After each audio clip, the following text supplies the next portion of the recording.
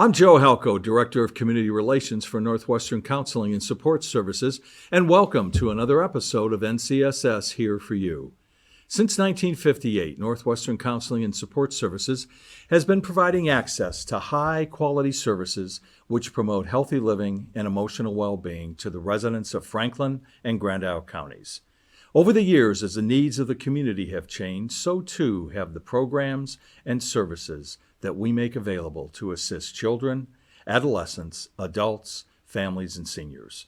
We take our role in the community seriously and strive to provide a continuum of the highest quality services to meet the needs of individuals who at any point seek assistance. Matt Habedank began his journey at NCSS over 23 years ago. At that time, Matt was a middle school teacher at the NCSS SOAR Learning Center. As the years progressed, Matt saw his roles increase, with the demands increasing with every new role. Recently, Matt was appointed as the Director of the Early Childhood and School-Based Services Division. Today, we'll discuss Matt's journey and what he sees as opportunities to continue providing high-quality services to our clients. Now, to discuss his new role at NCSS, I am pleased to introduce this month's guest, Matt Habedank, Director of the Early Childhood and School-Based Services Division. And Matt, I kind of didn't want to stumble on that because that is a new division name that's just been created. What used to be Children, Youth, and Family is now Early Childhood and School-Based Services. So again, welcome to the program. And really glad to have you here this month. And I know that everyone is very excited to have you as a new division director. So congratulations on that as well. Hopefully everyone, yeah. And thank you, Joe. It's nice to sit down and chat on camera. It certainly is. And yeah, well, we'll say hopefully everyone. We're just going to say everyone. I will say, too, that you talked about each job getting a little more complex as I went up the level and a little bit harder. I don't know that any jobs were more complex or harder than my role as a middle school teacher. I give a lot of credit to all the teachers who are doing that day in and day out. That's a lot of work and a lot of effort for sure. Well, the jobs got a little bit bigger, and there was a little broader scope. Sure, but no job may have been as hard as that one.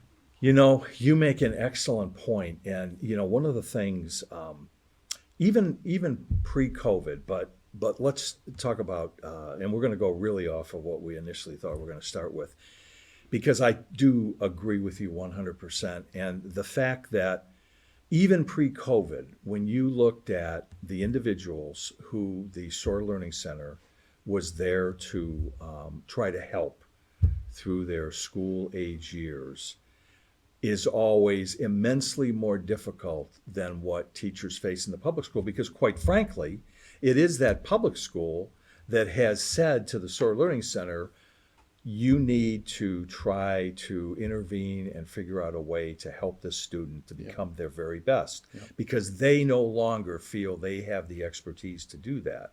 So you're absolutely right that when you look at anyone who is doing any job within the SOAR Learning Center, they are to be commended, because their job is so difficult. And I'm saying it was pre-COVID. Now, with more acuity and everything being exacerbated over those few years, I know it's even gotten more difficult for them. So and they do wonderful work down at SOAR. And I think the job that they do has gotten more challenging through the years. I think partly because public schools have become much better at managing student behavior and providing supports to kids within the public school setting. So the kids that they have had to access SOAR for, their needs have gone up, and the acuity of those kids tends to have gone up through the years. Not across the board, but I think the public schools developing their own expertise has been part of why that has shifted a little bit at SOAR through the years. And some system stuff that I think we'll probably get into later. Yeah, but you're so right, though, and I wanted to talk about that before we got started on the other line of questioning, because you're so right, and that is a role that is incredibly complex. So really kudos to everybody at the SOAR Learning Center. Yeah, big shout out to SOAR. And once again, this is a situation where a lot of people don't realize that the SOAR Learning Center is part of NCSS and part of your program. And So- a program we're very proud of too. Yeah, That's very. grown tremendously over the years. Very proud of. So let's now shift to, if you could just share your journey at NCSS that has prepared you for leading this early childhood and school-based services division now. As you mentioned, I started at NCSS about 23 years ago in the summer of 2001 as a teacher at SOAR Learning Center. I think one of the things that I look back and laugh on is I was hired simply on the basis of a phone interview. I was just moving to Vermont. I was still living in the state of Tennessee. I had never met anyone from SOAR or NCSS before I walked in for the first day of work, which is a situation that very rarely works out well. It sometimes, that's not the best match of personalities and skill sets under those circumstances often. This one did, the luck of the draw. So I think that's I don't know, maybe it was destiny. So I was supposed to be part of NCSS and the community up here. But I started at SOAR, a middle school teacher. I was in that role for 5 years. And prior to SOAR, before I moved into Vermont, I had worked in some residential adolescent treatment settings, both in sort of a psychiatric secure facility in Tennessee and a wilderness therapy program in the state of Georgia. So my sort of college background was in teaching. My professional background was more in treatment and service along those lines. So I was a teacher for 5 years at SOAR. I then, as they created the role of the behavior intervention team leader there, which had not existed prior to that, I moved into that role for the first time and was the behavior intervention team leader at SOAR for 7 years. And then moved up to out into the rest of the agency and became the Children's Behavior Services Program Manager, which is a role that oversees still, it's shifted a little bit these days, but oversees the Collaborative Achievement Team, which is a one-on-one BI program we have in public schools, the School-Based Autism Program, which is a one-on-one BI program in the public schools that works with a little bit different kind of kids. The School-Based Behavior Consultation Team, which didn't exist when I moved to that role, but was created during that time. That is a master's level ABA practitioner that are placed in public schools and work both with individual students, small groups of students, and school-wide on behavior support systems and coaching and training, and a role that's really important in the schools that we're in. And the ABS program, Applied Behavior Services, which was a home and community-based program that served kids with autism and their families, largely kids with autism. That sadly closed earlier this year. So I was in that role for 11 years, and that certainly is a role that began to sort of involve me in larger agency decision-making processes, connecting with different leadership groups that weren't specific to the role that I was in terms of the teams I oversaw or the programming, but involved in identifying and implementing a new electronic health record. I was not a key player in that, but certainly able to absorb a lot of that information and be a voice at the table, be involved in health and safety work across the agency, different leadership initiatives through the years. That was really where that piece of I think what is integral to my role now started within the program manager role, as well as stuff within the state, being part of statewide work groups, both within the DA system and within the larger services system within the state. That was all part of the program manager role that really evolved over the years. And then I moved into the director role on the interim basis in December. And then here I sit now. It became permanent sometime in March. So I think that's kind of the background at NCSS.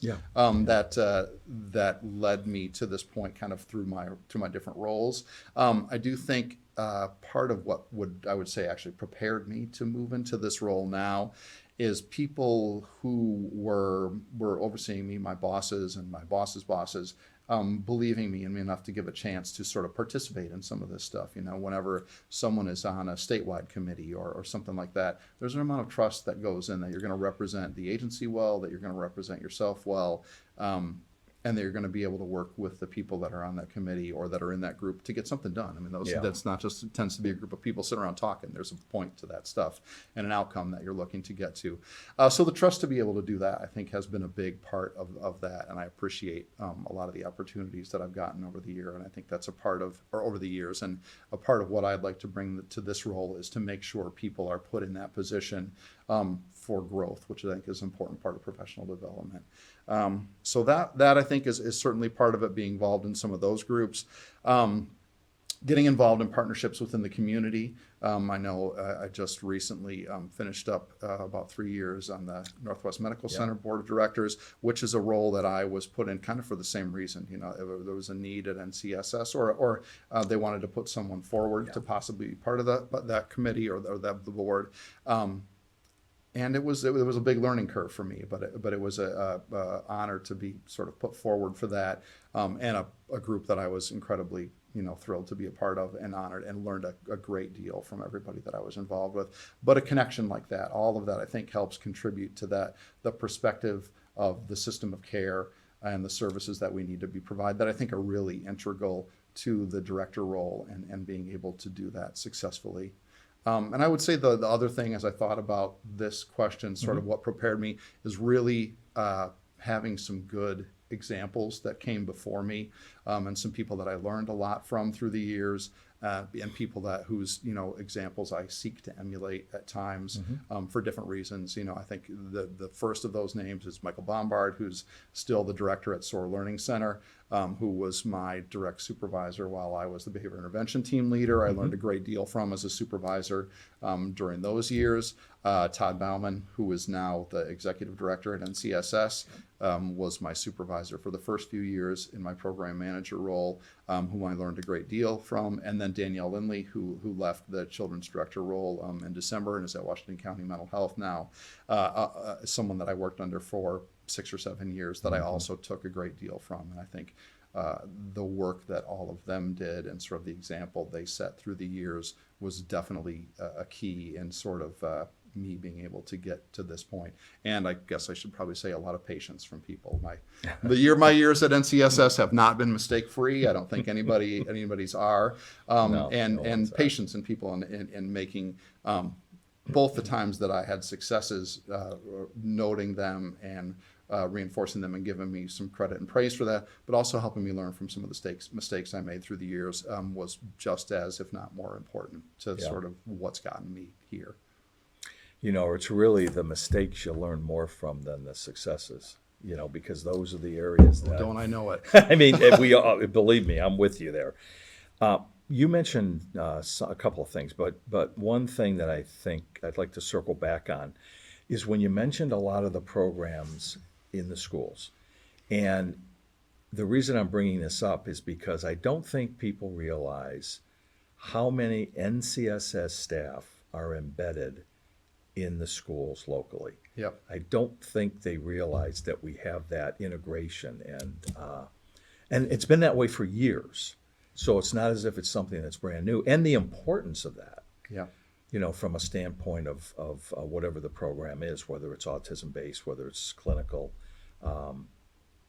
So you brought it up, and I just thought it would be good to make sure that we touch upon it again, that the importance of being embedded in those schools throughout the two-county area. Yeah, no, there are a lot of staff that are in those schools. And it's something you and I talk about often. Is I think part of what we view as our role is, in some ways, to kind of blend in with the setting that we're involved in. Yeah. We don't want to go into schools and disrupt anything that's going on there. We don't want to work with kids and families in their homes and be a kind of a dominant presence. We want to help people overcome whatever issues they're bringing to the table, whatever they need help with, but not in a way that draws a lot of attention to ourselves. Yeah. And I know, one of the things that we've talked about over the years is sometimes we maybe need to draw a little bit more attention to ourselves, just so people do know, that we're there, and our staff, who are the greatest asset of our agency and do incredible work, people understand what it is they're up to and how much of an impact they're truly making. Yeah, without question. So I know you've talked about some of the programs and services over the years that you've been involved in that the division has. But as you look at today, some of the programs and services that the newly named Early Childhood and School-Based Services Division encompasses, and maybe what some of the nuances are as to why it makes sense going forward. Yep. Well, I mean, I think I should say partly, we've talked about the new name a couple times. NCSS just went through a process of restructuring, as you know, some of the divisions. And that really involved realigning things a little bit differently as we move towards sort of a shifting healthcare landscape. And kind of the gist of it was taking programs that have been part of the Children's Division for a long time, a lot of our home and community based mental health support programs, and aligning them with what had been the Behavioral Health Division that served largely adults, but did very similar kinds of work, so that that division, both of our divisions now, are very similar. The scope of the work that we do and the kind of the work that we do is similar across the division, and that people who are doing kinds of work, it's not really divided on what age the clients are, but what work are you doing and where's your expertise lie? And I'm really excited about that moving forward. I wanted to throw that in a little bit, hence the change of name. So our programming now in the Early Childhood and School-Based Services Division encompasses all of our school-based programs, as the name would imply, and then early childhood programming, which is our Parent-Child Center programs, which is NCSS is unique in that way, and that the Parent-Child Center is a part of NCSS as an agency across the rest of the state. Parent-Child Centers are standalone programs and entities apart from the DA system. But in NCSS, we're all together, which I think makes our agency stronger and really improves the quality of services and the experience across the lifetime of support that we can provide to kids, families, and adults. So school-based services are a key part of what we do. I've talked about a couple. We've talked about SOAR. SOAR Learning Center is a K through 12 program that's located at the Old Bay School. It's funny to say that. I think it's the Old Bay School. It's been quite a long time now. But down at St. Albans Bay, they serve, I think their enrollment is about 60 kids right now, probably up to around 80 or so. In smaller classroom size, enhanced special education support, and more intensive behavior support, whether that is with a small group behavior intervention support or one-on-one for some of the kids that are there. And that program, when I started at SOAR, the entire faculty there was fit around 2 folding tables pushed together. There were probably 12 of us, I would guess. And now that faculty is, maybe 75 people or so. So it's been great to watch that grow through the years. So that's an important piece of the programming that we support. I talked about the collaborative achievement team that works one-on-one in the public school. With kids, and that in and of itself is K through 12. The school-based autism program also works one-on-one with kids, largely kids who are on the autism spectrum, but also other kids who have sort of similar needs in terms of behavior support and intervention, but not necessarily on the autism spectrum. K through 12 in itself as well. School-based behavior consultation I talked about a little bit. They're great staff. That is a great program that we developed maybe 7 years or so ago, and we're one of only 2 DAs in the state that runs that program. And then the school-based clinician program, which has been a part of NCSS for a long time, that are clinicians that are placed in a public school. Typically, they carry a caseload of kids that they meet with one-on-one. It varies. It can be a couple times a week, once a week. Kind of whatever the kids need, and whatever they land on in terms of the appropriate level support, usually in a one-to-one basis. But they also do some small group work. They do some homeschool coordination work. And that's really the range of our school-based programming that we offer. That really is a great, it kind of functions as a school-based system of care across Franklin and Grand Isle counties. The number of schools that we're in at any one point shifts a little bit depending on who's enrolled where. It tends to hover at around between 70 and 80% of the schools in the 2 counties. So those are the school-based programs. The other piece of that is all the PCC programs. And I will throw out the disclaimer that I am just learning the whole PCC world. My background was in the school-based programming. Yes, yes. So that's been a big part of the learning curve in my getting into the new role, is learning the ins and outs of the PCC and what programs they offer, what their mandates are. And I will say the PCC does a lot of great work. It was something I was always aware of, and I was always kind of operating in, conjunction with and tangential to, but wasn't my primary area of focus. But the more I've gotten into that world, the more I appreciate it.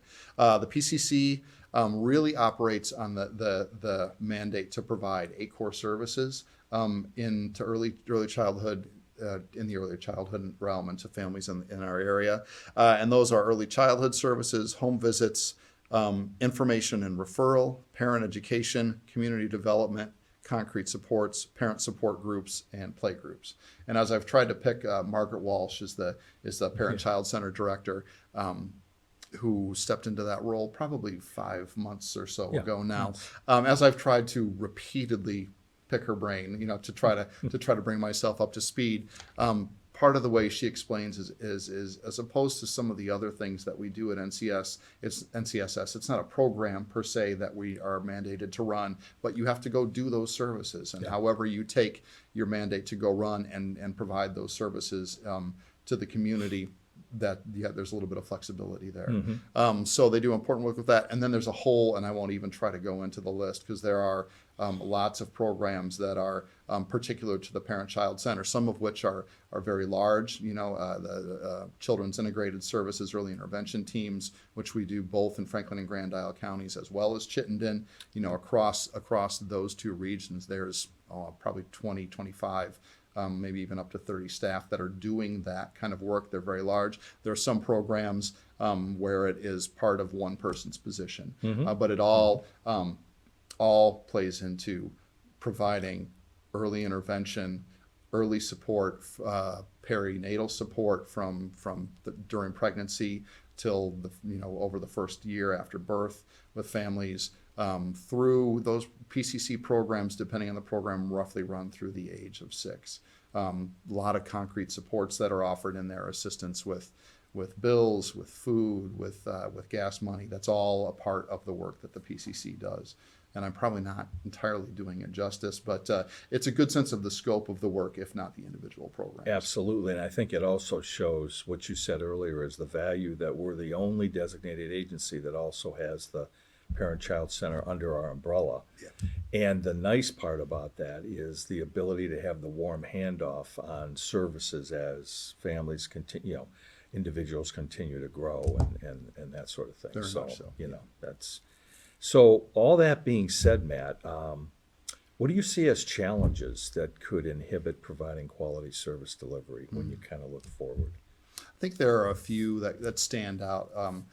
Part of it, I'd say a big one that we've been grappling with for the last few years is staffing. There has been the workforce crisis that is nationwide. We have not been immune to that in any way, shape, or form. And I think specifically talking about retention, recruiting, and training are the big kind of 3 areas that are involved in that. I will say that's getting better. That curve is turning a little bit on staffing. We've been able to hire more people. A lot of great people are coming into the work. As many there are kind of post-COVID, we had people that stepped out of the work for one reason or another, and are finding some of those people are returning, and other people are sort of being drawn to do this kind of work, which they can find fulfilling. So that's getting better, but that definitely has been an issue and continues to be an issue just in terms of being able to meet the need in terms of services that people are looking for and what the needs are in our community. Staffing has definitely been a tough one with that. But I know some of our programs, our home and community-based support team, which it was part of the sort of restructuring and is now a part of the Community Mental Health Services Division, which is another kind of newly minted name and newly minted division, is fully staffed now for the first time in several years, I think a few years, which is a great sign of progress that that's all moving in the right direction. The funding and payment structure, I think, that we operate within can be a challenge in providing quality services. There are, we've been part of the IFS region for quite a while, and the kind of IFS mandate was like, go do good work with kids, and it simplified things in terms of a funding structure to be able to facilitate that. Yeah. That's changed a little bit since then. So, and I think everybody who oversees those funding structures, the intent is always the same, but the reality is sometimes those get quite complicated and can at times create great unintentional barriers to getting the work done we want in the way that maybe it needs to be done. And then I think the other one I would say is system strain. There's certainly, I think, connected largely to staffing. There's just not capacity at all the levels of the system that we'd like to see. So often, kids, for example, who have really high needs, who might be appropriate for them to be in a residential setting, have difficulty accessing that. So they might be maintained at SOAR Learning Center, for example, which would be not necessarily the appropriate level of placement for them, but nothing else is available. And then there, in turn, kids who are in the public schools for whom maybe SOAR would be an appropriate setting, can't access SOAR because there's not enough resource there, and that just pushes all the way down the system. So I think the lack of resources, particularly at the top end of the service provision spectrum, causes a ripple effect all the way down the system and leads to some difficulty providing services that is kind of in the way we'd like, and the time we'd like, in the manner we'd like. Yeah.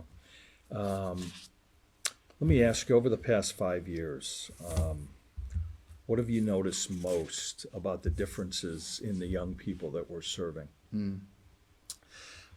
Well, I would say partly this is, I think I have a perspective on this, but I think if you asked a few people what their perspective is, you might get a few different answers. Yeah, I sure. do think one of the things that we've seen is an increase in anxiety and depression.